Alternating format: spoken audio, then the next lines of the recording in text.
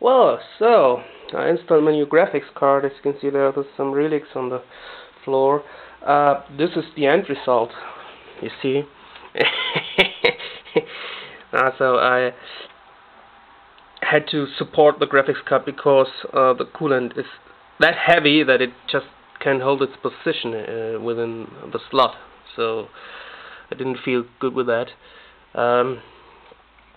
Yeah, you see, all mounted quite stable. That's okay. Now this is the end result, and my PC is finally more crammed than ever.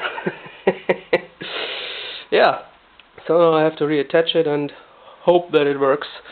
And yeah, well, I suppose it will work. So another job well done. Yeah, unnerved as I am. Yeah, just wanted to show you.